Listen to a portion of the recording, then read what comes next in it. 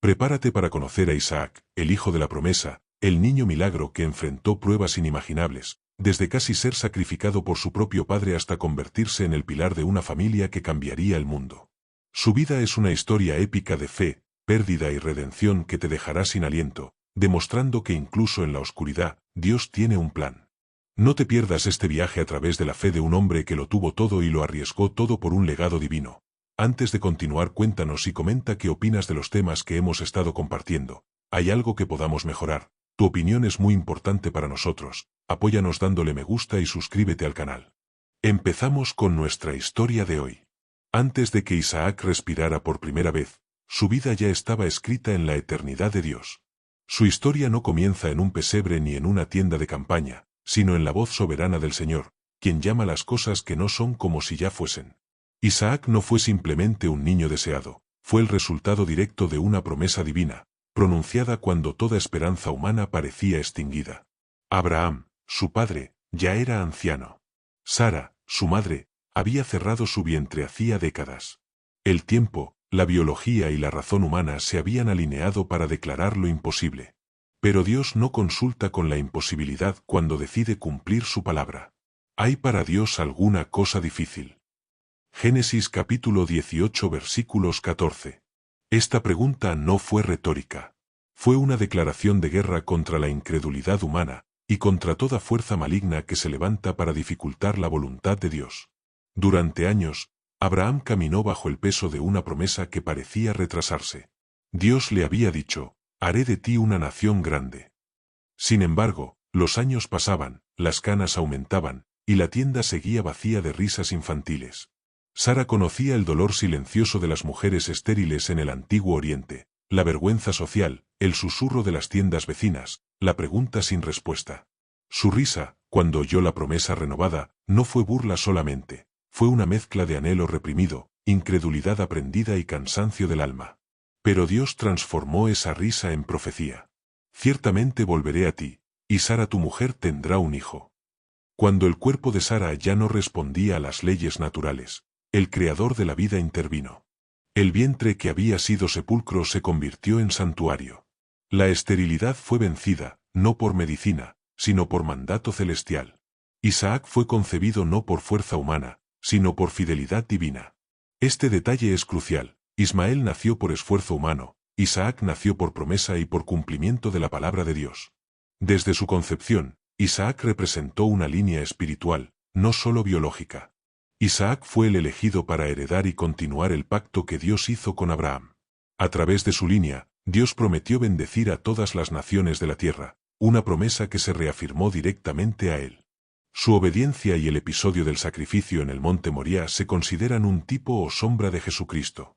Su vida representa la alegría del nuevo nacimiento y la relación espiritual con Dios. La frase el Dios de Abraham, Isaac y Jacob establece que la relación de Dios con la humanidad no es genética, sino basada en la fe y la promesa compartida por estos patriarcas. La línea de Isaac representa a aquellos que son hijos de Dios por fe y promesa, contrastando con aquellos que solo lo son por descendencia física. ¡Qué bendición más grande para todos nosotros hoy en día! Aunque no corre sangre biológica sobre nuestras venas, hemos sido justificados por la sangre y el sacrificio que hizo Jesús en la cruz del Calvario. Llegó el día señalado por Dios. No uno antes. No uno después. ¡Qué alegría más grande para Abraham y Sara! La promesa de un hijo no se cumplió porque Abraham obedeció perfectamente, sino porque Dios fue fiel a su palabra. Algunas de las promesas de Dios son condicionales y dependen de algo que nosotros tenemos que hacer, pero otras promesas de Dios son incondicionales y Dios las cumple no por lo que hacemos, sino por quien es Él. Sara dio a luz a un hijo, y Abraham lo tomó en sus brazos con manos temblorosas.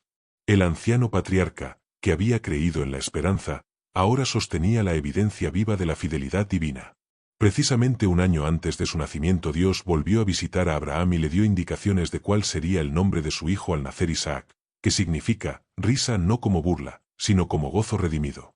La risa que antes era incredulidad ahora es adoración. Dios me ha hecho reír, y cualquiera que lo oyere, reirá conmigo. Las tiendas de Abraham, que durante décadas habían sido silenciosas, ahora se llenaban del llanto de un niño que portaba el futuro del pacto. Isaac no vino a sustituir a nadie, vino a continuar una línea sagrada. Él no fue escogido por mérito, ni por fuerza, ni por orden natural. Fue escogido por gracia. Dios declaró con claridad: en Isaac te será llamada descendencia. Esto provocó tensión inmediata en la casa de Abraham. Ismael, hijo mayor, comenzó a mostrar actitudes de burla. Lo que estaba en juego no era solo convivencia familiar, sino la pureza del pacto. El día que Isaac fue destetado, Abraham hizo un gran banquete. Era una celebración pública. El niño había sobrevivido, crecido, y ahora caminaba firme bajo la promesa de Dios.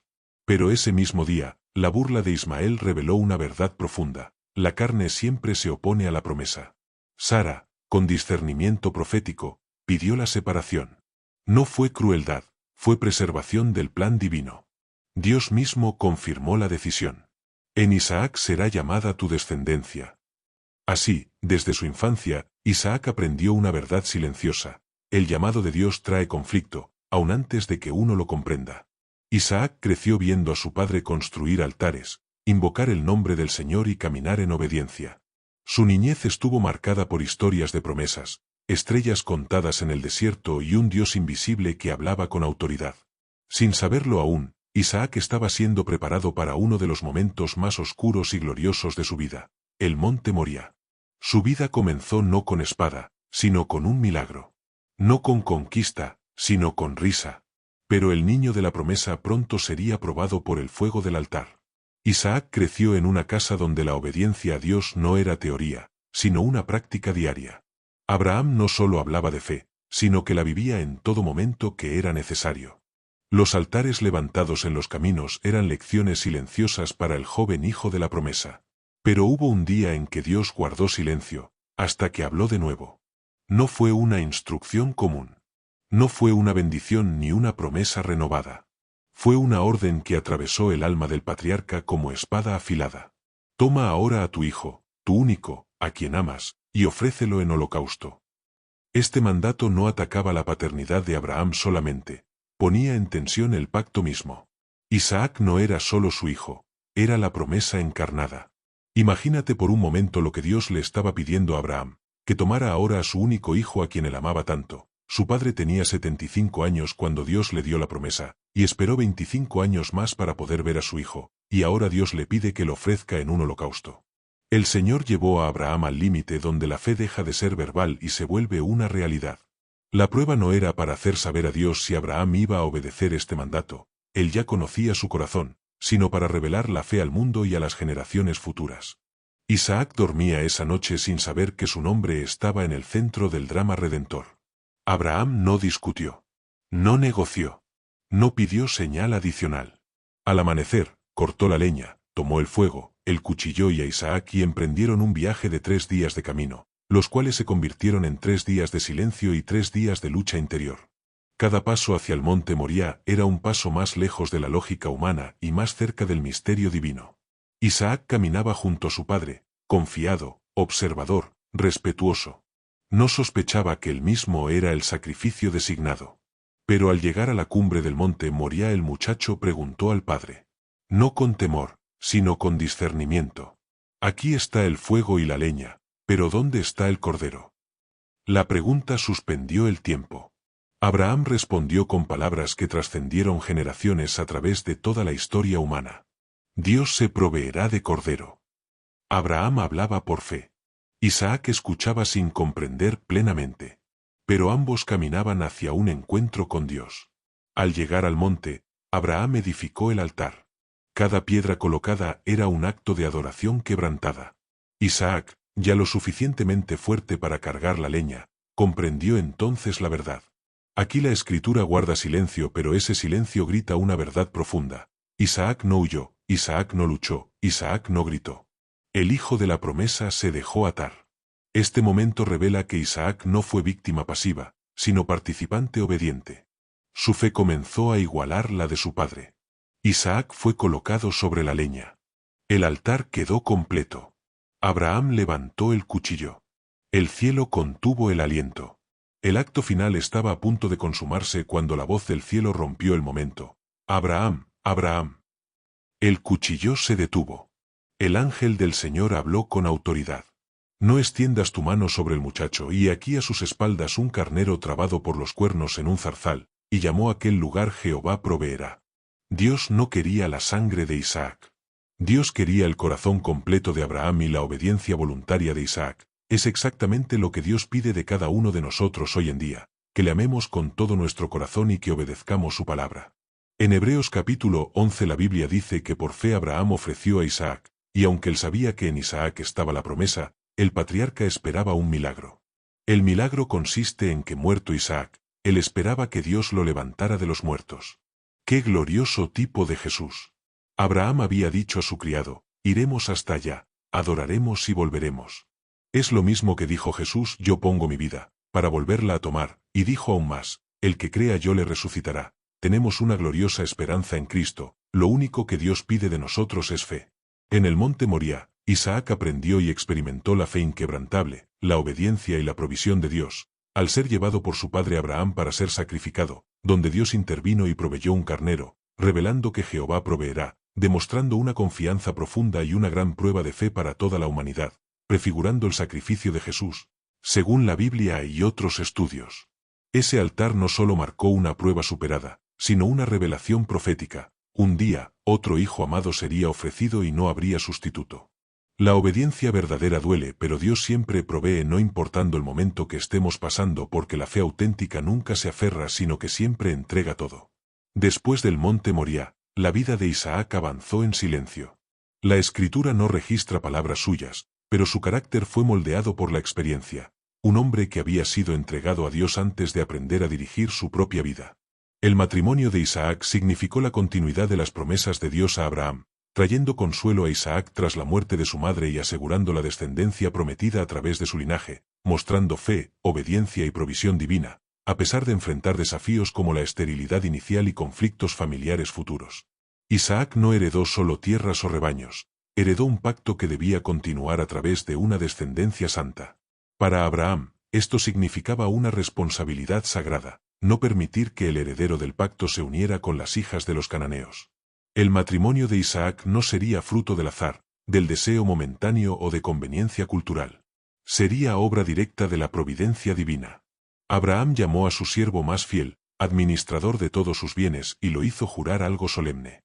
No tomarás mujer para mi hijo de las hijas de los cananeos, sino que irás a mi tierra y a mi parentela. Este juramento no fue simple tradición. Abraham entendía que la fe se preserva también por decisiones familiares. Aparentemente, Abraham anticipaba que podría morir mientras su sirviente estaba de viaje, así que las instrucciones que dio fueron bastante claras. Solamente que no vuelvas allá a mi hijo. Isaac, el hijo de la promesa, no dejó la tierra prometida ni una vez. Su esposa fue traída a él, mientras permanecía en la tierra de Canaán. Este principio era tan importante que, si la mujer no hubiera venido con el siervo, era mejor para Isaac no tener esposa. El siervo partió con 10 camellos, cargados de dones. El viaje fue largo.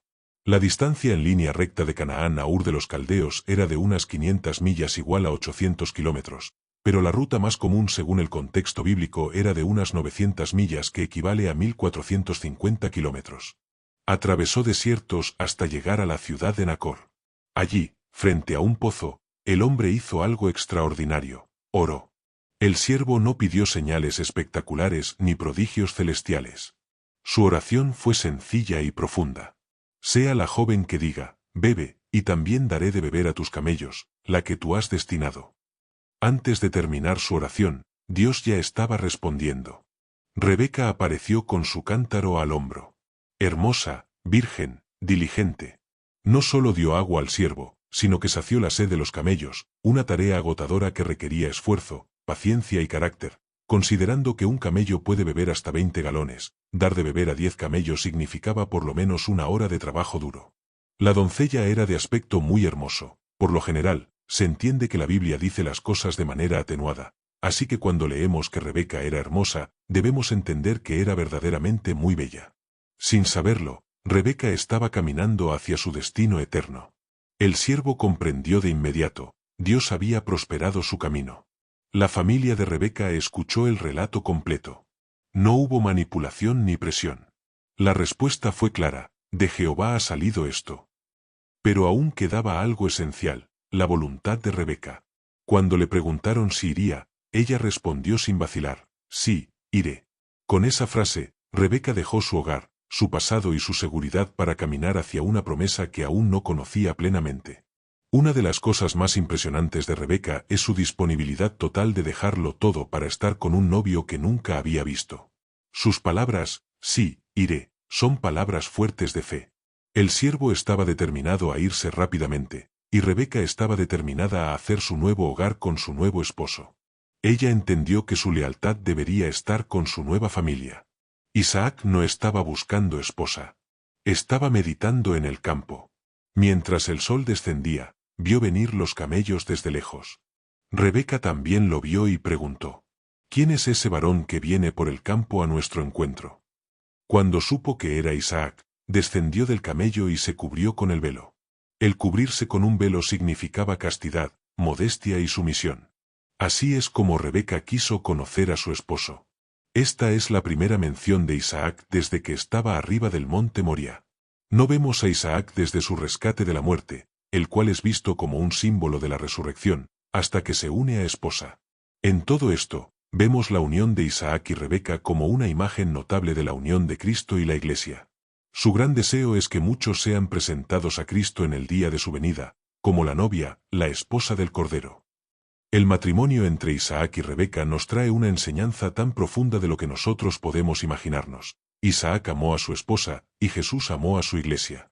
Podemos resumir la imagen de Isaac, Rebeca, Jesús, y la Iglesia. El encuentro fue santo. Sin palabras registradas. Sin exceso de emoción narrada.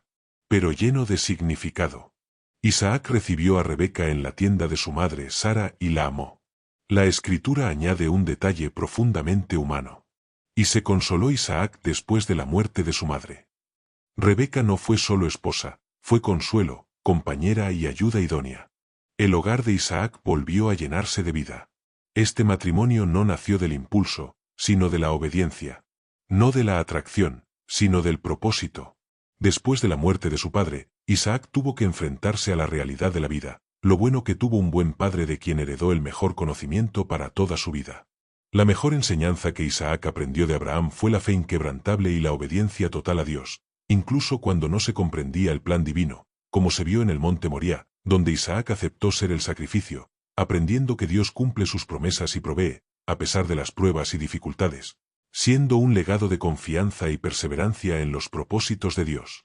Isaac aprendió de su padre a confiar en el Señor por encima de todo, incluso cuando el camino parecía imposible, como al enfrentar la prueba de su propio sacrificio. La obediencia de Abraham fue un ejemplo poderoso para Isaac, mostrando que seguir a Dios, aunque no se entienda, es una muestra de amor y entrega. Isaac, a través de su propia vida, demostró la importancia de la paciencia y la fidelidad a Dios, perseverando ante la oposición para asegurar el legado de su familia, como se ve al recuperar los pozos. Abraham enseñó con su vida que Dios es fiel a sus promesas, un mensaje que Isaac internalizó y transmitió, mostrando que Dios provee y bendice a quienes confían en él. Isaac y Rebeca se unieron bajo el mismo pacto que había guiado a Abraham. Su hogar se convirtió en el nuevo centro del plan redentor. Pero no todo sería fácil. El vientre de Rebeca estuvo cerrado por 20 años. La promesa parecía repetir el mismo patrón de Abraham. Isaac, recordando la fe de su padre, rogó al Señor. Dios escuchó su clamor, porque la oración abre caminos invisibles, y la promesa continuaba por obediencia.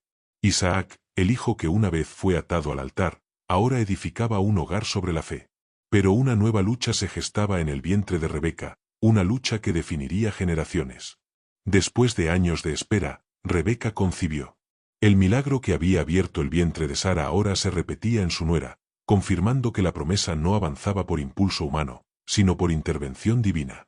Sin embargo, esta gestación no fue tranquila. Rebeca sentía una agitación inusual, una lucha interna que iba más allá de lo físico. Su clamor fue directo a Dios, y el Señor respondió con una revelación que marcaría generaciones. 2 naciones hay en tu seno, el mayor servirá al menor.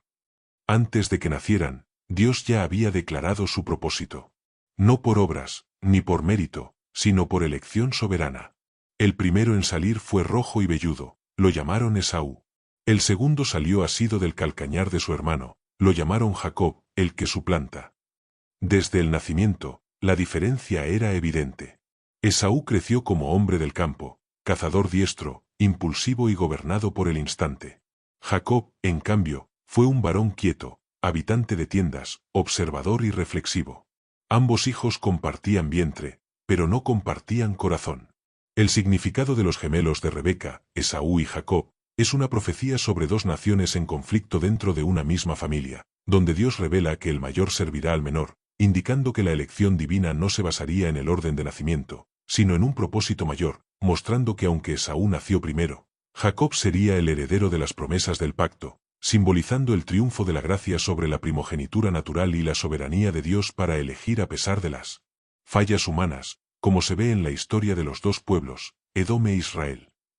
El mayor servirá al menor. Esta frase es clave para entender que Dios estaba eligiendo a Jacob para el linaje de las promesas de Abraham, por encima de Esaú, el primogénito. Esto no se trataba de favoritismo humano, sino de la elección soberana de Dios. La historia subraya la soberanía de Dios para cumplir sus propósitos a pesar de las debilidades humanas y como las decisiones, como el desprecio de Esaú por su primogenitura, tienen consecuencias eternas, mientras que Dios puede redimir y usar incluso a quienes actúan de forma imperfecta, como Jacob, para llevar a cabo sus promesas, concluyendo en la fundación de las dos naciones y su enemistad, que Dios había predicho. Isaac amaba a Esaú, porque era un buen cazador y le llevaba carne, lo que le gustaba comer. Esaú era un hombre de campo, mientras que Jacob, a quien amaba Rebeca, era tranquilo y se quedaba en casa, por lo que Isaac se identificaba con el carácter más rústico y de cazador de Esaú. Esta preferencia era natural y se basaba en la afinidad por las actividades que realizaban, aunque luego se complicó con la bendición patriarcal. Esta prioridad natural llevó a Isaac a querer bendecir a Esaú con la bendición de primogenitura, a pesar de una profecía divina que indicaba que el mayor serviría al menor. Isaac, marcado por el altar y la obediencia, comenzó a inclinar su corazón hacia lo visible, lo fuerte, lo inmediato. Esaú representaba la tradición del primogénito, Jacob, la promesa profética. Rebeca amaba más a Jacob porque él era más hogareño y tranquilo, a diferencia de Esaú, que prefería la caza y el campo, y además, Rebeca había recibido una profecía divina de que el menor, Jacob, sería el mayor y más exitoso, lo que la hizo favorecerlo para asegurar el cumplimiento de ese destino, siendo una figura más acorde a sus deseos y la voluntad de Dios, según las interpretaciones bíblicas en Génesis capítulo 25. Rebeca supo antes de nacer que Dios había elegido a Jacob para ser el cabeza de la familia, lo que influyó en su favoritismo. Ella actuó para asegurar que Jacob recibiera las bendiciones destinadas al primogénito, guiada por esta revelación divina. Así, la preferencia de Rebeca por Jacob se basó en una mezcla de afinidad personal y la convicción de estar cumpliendo un plan divino para su hijo. Esaú vendió su primogenitura a su hermano Jacob por un plato de guiso de lentejas porque estaba desesperado de hambre y creyó que moriría, valorando la satisfacción inmediata sobre la herencia y bendición espiritual a largo plazo. Esta decisión, tomada con impetuosidad, demostró su falta de aprecio por las promesas divinas y las responsabilidades de ser el primogénito, una lección espiritual de priorizar lo tangible sobre lo eterno. Esaú menospreció su herencia espiritual y las promesas de Dios, demostrando un desinterés por las cosas sagradas, una actitud que se condena en la Biblia como profana. Esaú se enfocó solo en su necesidad física inmediata y no vio el valor de las bendiciones espirituales de su linaje. El libro de Hebreos usa a Esaú como ejemplo de alguien que es inmoral o profano, alguien que vende su herencia espiritual por placeres pasajeros. La historia enseña la importancia de valorar la herencia espiritual, la vida eterna y las promesas de Dios, por encima de las satisfacciones temporales, como la comida o el placer momentáneo. Un día, Esaú regresó del campo exhausto y hambriento. Jacob estaba cocinando un guiso de lentejas y Esaú le pidió de comer. El intercambio que siguió fue breve, pero eterno en consecuencias. Jacob le propuso un trato, le daría el guiso si Esaú le vendía su derecho de primogenitura. Esaú, menospreciando su derecho, aceptó, juró a Jacob y comió, vendiendo su primogenitura por comida.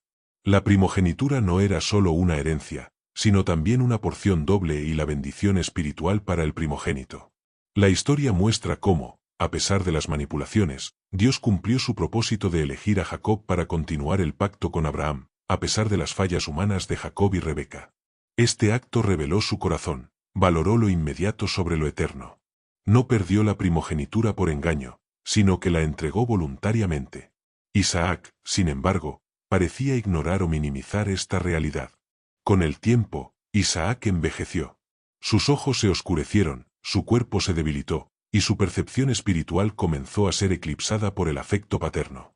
Isaac quería bendecir a Esaú porque amaba a su hijo primogénito, y según la costumbre patriarcal, deseaba entregarle la bendición de la primogenitura antes de morir, cumpliendo su deber paternal y transmitiendo el legado familiar, aunque esto iba en contra de la voluntad de Dios que había revelado que el menor, Jacob, sería el mayor. Isaac veía a Esaú como el heredero natural y le gustaban sus cacerías, pero no consideró que Esaú había vendido su derecho de primogenitura a Jacob por un guiso de lentejas. Isaac le pidió a Esaú que fuera de cacería para poder disfrutar probablemente uno de sus últimos guisos. Pidió satisfacción sensorial antes de impartir la bendición.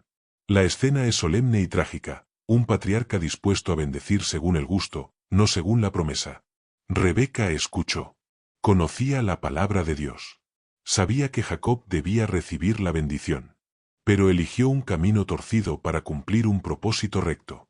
Rebeca, madre de Jacob, y Jacob, engañaron a Isaac haciéndole creer que Esaú era quien se acercaba, logrando que Jacob recibiera la bendición destinada a Esaú. Vistió a Jacob con las ropas de Esaú. Cubrió sus manos con pieles. Y preparó el guiso preferido de Isaac. Jacob tembló. Isaac dudó. Pero finalmente, la bendición fue pronunciada. Las palabras no podían retirarse. El pacto avanzó, aunque envuelto en fraude humano. Cuando Esaú regresó, el engaño quedó expuesto. Isaac tembló con gran estremecimiento. No fue solo sorpresa, fue convicción.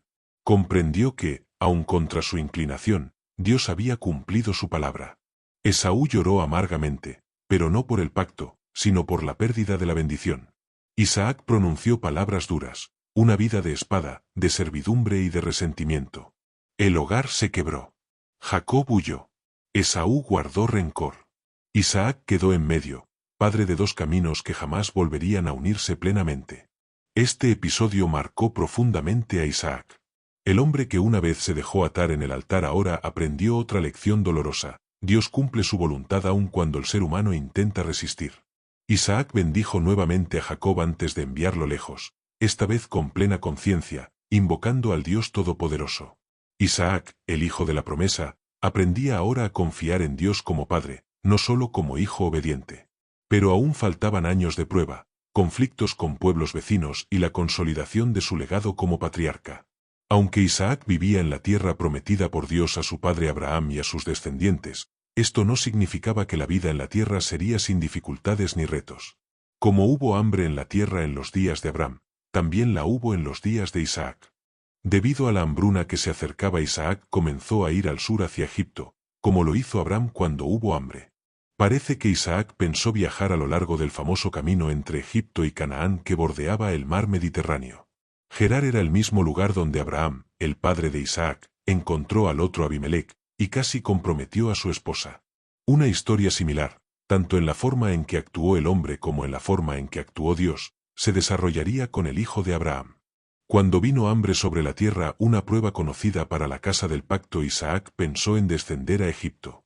Pero Dios se le apareció y le dijo, no desciendas a Egipto, habita en la tierra que yo te diré. Como Isaac viajó al sur, Dios le advirtió que no siguiera adelante. Isaac iba a morar siempre en la tierra en la que Dios le dijo que viviera. El hijo de la promesa iba a radicar siempre en la tierra prometida. Si Isaac obedecía a la voz de Dios, él le promete, yo estaré contigo, yo te bendeciré, porque a ti y a tu descendencia daré todas estas tierras, y confirmaré el juramento que hice a Abraham tu padre. Multiplicaré tu descendencia como las estrellas del cielo, y daré a tu descendencia todas estas tierras, y todas las naciones de la tierra serán benditas en tu simiente. Le damos gracias y gloria a Dios por esa gran promesa hecha a Abraham, porque ahora se extiende a Isaac y a sus descendientes, pero su cumplimiento final es a través de una simiente singular que se identifica como Jesucristo, quien traería bendición y salvación espiritual a todos los pueblos, no solo al pueblo de Israel, cumpliendo el propósito divino de restauración para toda la humanidad. Aquí Isaac venció a su primer enemigo, el temor. Permanecer cuando todo invita a huir requiere más fe que moverse. Isaac se estableció en Gerar, territorio de los filisteos, gobernado por Abimelec. Era una tierra fértil, pero peligrosa. El pueblo era hostil al pacto, envidioso del favor divino y atento a cualquier oportunidad para debilitar al extranjero. Como su padre antes, Isaac temió por su vida y dijo que Rebeca era su hermana. Fue un error humano, una repetición del pasado. Pero aún en su debilidad, Dios protegió el pacto. Abimelec descubrió la verdad y reprendió a Isaac, pero también lo protegió. El plan de Dios no sería frustrado. La prosperidad de Isaac en tiempos de escasez fue extraordinaria. Sembró y cosechó aquel año 100 por 1 de lo plantado, se hizo muy rico con grandes rebaños y siervos, y Dios lo bendijo abundantemente a pesar de la sequía, logrando prosperar y encontrar paz incluso ante la envidia de los filisteos, quienes finalmente reconocieron la presencia de Dios en él y firmaron pactos de paz. Su éxito no fue casualidad, Dios lo bendijo directamente, cumpliendo las promesas hechas a Abraham, como se registra en Génesis 26. Adquirió enormes cantidades de ovejas, ganado y siervos, volviéndose muy poderoso y rico. Los filisteos se dieron cuenta de que Dios estaba con Isaac, lo que llevó a pactos de no agresión, mostrando la influencia positiva de su prosperidad basada en Dios. La prosperidad de Isaac fue una manifestación tangible de la fidelidad de Dios en medio de la adversidad, demostrando que la bendición divina puede transformar un tiempo de escasez en una época de gran abundancia y paz para aquellos que confían en él. Los pozos eran cruciales para la supervivencia del ganado y la agricultura en esa región árida, por lo que controlarlos era una cuestión de vida o muerte y riqueza. Los filisteos habían cegado los pozos de Abraham, así que Isaac los reabrió y les dio los mismos nombres, una forma de reclamar el legado de su padre y su derecho a la tierra. Cada pozo tapado era un mensaje: no te queremos aquí. Para los pastores nómadas, incluso los grandes como Abraham e Isaac, el agua era vida. En algunas estaciones del año, la vida de los seres humanos y los animales no puede ser sustentada sin el agua de los pozos. Estos pozos no eran un lujo, sino una necesidad. Aquí hay una poderosa ilustración de la vida espiritual. Los recursos espirituales que sustentaron a las generaciones anteriores son válidos para nosotros hoy, si los buscamos con fe, trabajo y entrega. Isaac vio estos pozos como lo que eran verdaderamente, la bendición de Dios. Él los vio más como el resultado de la bendición de la gracia de Dios, que como el resultado de su arduo trabajo. Dios utilizó los conflictos para llevar a Isaac de regreso a Berseba, donde Abraham había estado antes. Porque Dios repetidamente mostró su fidelidad a Isaac, él sabía que podría ser bendecido y fructificar en cualquier lugar al que Dios lo guiara. Después de todos los problemas que Isaac tuvo con los filisteos, incluso un día el rey Abimelec le pidió que se fuera de Gerar, lo cual era un plan divino. Porque debido a todas estas peleas el hijo de la promesa tuvo que moverse de ese lugar. Pasado mucho tiempo Abimelec vino a Isaac desde Gerar con Auzat, amigo suyo, y Ficol, capitán de su ejército. Y les dijo Isaac: ¿por qué venís a mí, pues que me habéis aborrecido, y me echasteis de entre vosotros? Y ellos respondieron: hemos visto que Jehová está contigo, y dijimos: haya ahora juramento entre nosotros, y haremos pacto contigo, que no nos hagas mal, como nosotros no te hemos tocado, y como solamente te hemos hecho bien, y te enviamos en paz. Tú eres ahora bendito de Jehová. Entonces Isaac les hizo un banquete, y comieron y bebieron. Podemos ver la gran sabiduría práctica de las acciones de Isaac. No respondió a la maldad con más maldad, y buscó la provisión de Dios siguiendo el patrón de las formas antiguas, solucionando cada problema con sabiduría, porque 2 veces Isaac cedió ante sus enemigos, 2 veces se retiró y 2 veces evitó el conflicto. No fue debilidad, porque la palabra de Dios dice que él llegó a ser muy poderoso. Fue dominio propio espiritual. Finalmente cavó otro pozo. Esta vez nadie contendió. Isaac lo llamó Rehobot y declaró: ahora Jehová nos ha prosperado, y fructificaremos en la tierra.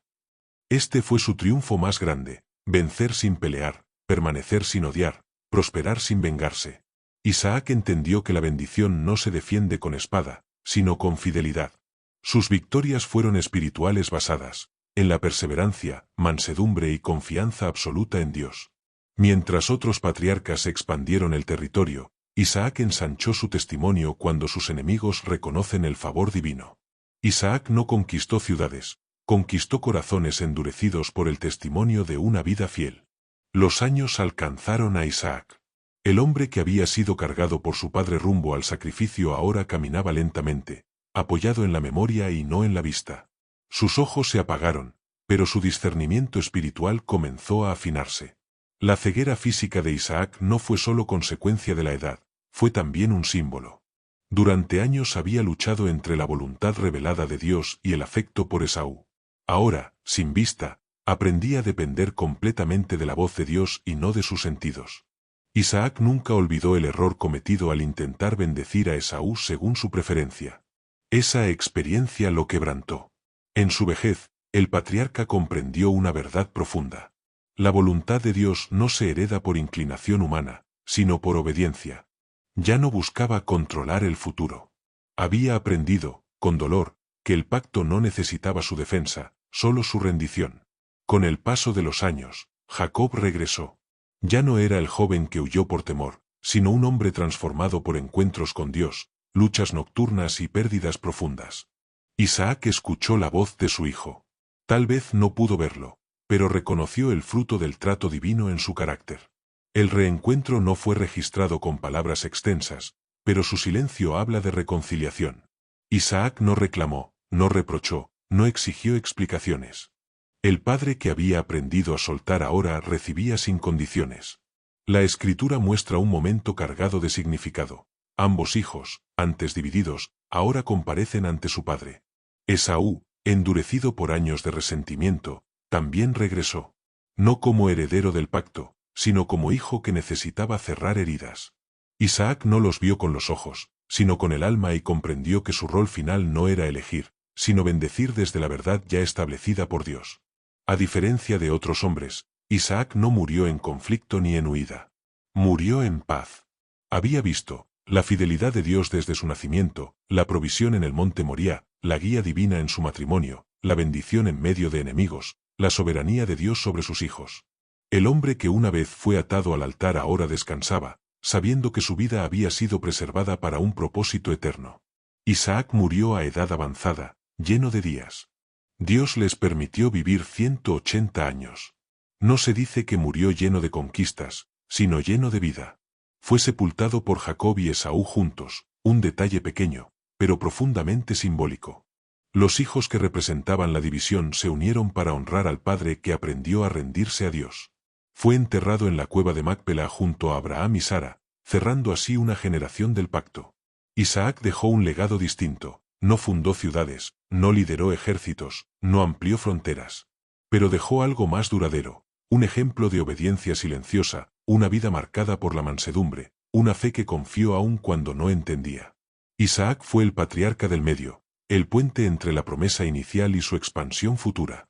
En la historia de la fe, Isaac representa al hijo entregado, al heredero que no tomó por fuerza, al hombre que venció sin espada, al padre que aprendió a soltar.